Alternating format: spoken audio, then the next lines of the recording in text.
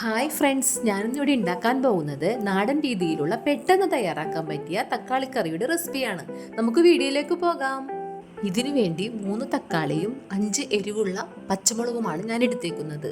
അതിനുശേഷം തക്കാളി ചെറിയ കഷ്ണങ്ങളാക്കി അരിഞ്ഞ് പച്ചമുളക് നീളത്തിലരിഞ്ഞ് വെക്കാം. അതിനുശേഷം ചെറിയ കുക്കറിലേക്ക് അരിഞ്ഞു വെച്ച തക്കാളിയും പച്ചമുളകും ഇട്ട് ആവശ്യത്തിന് കല്ലുപ്പും മഞ്ഞൾപ്പൊടിയും 1 ഗ്ലാസ് വെള്ളവും ചേർത്ത് കുക്കറിൽ വേവിക്കാൻ വെക്കാം. ഫ്രണ്ട്സ്, ഇതൊന്ന് ഇളക്കി യോജിപ്പിക്കണേ. തക്കാളി നന്നായി വേവാൻ 5-6 വിസിലടുപ്പിക്കണം. തക്കാളി നന്നായി വെന്താലാണ് നമ്മൾ ഉദ്ദേശിച്ച ടേസ്റ്റ് കിട്ടുള്ളൂ.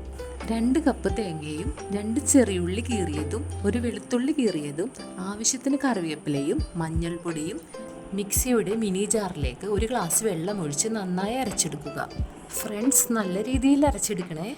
അരപ്പിലേക്ക് 2 ടേബിൾ സ്പൂൺ തൈര് ചേർക്കണം. ഞാനിവിടെ മിൽമയുടെ തൈരാണ് ഉപയോഗിക്കുന്നത്. തൈര് ഒഴിച്ചതിന് ശേഷം നന്നായിട്ട് അരച്ചെടുക്കണം. വെന്ത തക്കാളിയും പച്ചമുളകും ഒരു മൺചട്ടിയിലിട്ട് നന്നായി ഉടച്ചെടുക്കാം. അതിനുശേഷം മൺചട്ടി അടപ്പിലേക്ക് വയ്ക്കണം. ഉടച്ചു വെച്ച തക്കാളി ചാറിലേക്ക് തേങ്ങാരപ്പ് ചേർത്ത് നല്ലോണം ഇളക്കി യോജിപ്പിക്കാം. കറിയിലേക്ക് നിങ്ങൾക്ക് ആവശ്യാനുസരണം വെള്ളം ഒഴിച്ച് കൊടുക്കാട്ടോ. ഒഴിച്ച തേങ്ങാരപ്പ് തിളച്ചു പോകരുത്. തിളച്ച് പോയി കഴിഞ്ഞാൽ തേങ്ങ പിരിഞ്ഞു പോകും.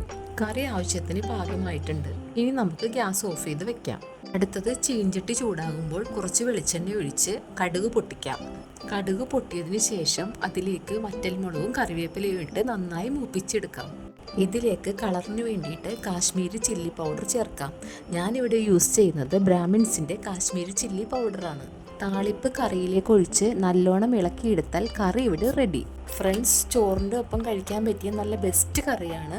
ഇതെല്ലാവരും ട്രൈ ചെയ്യണേ. അടുത്ത വീഡിയോ ആയി കാണുന്നത് വരെ ബൈ ഫ്രണ്ട്സ്.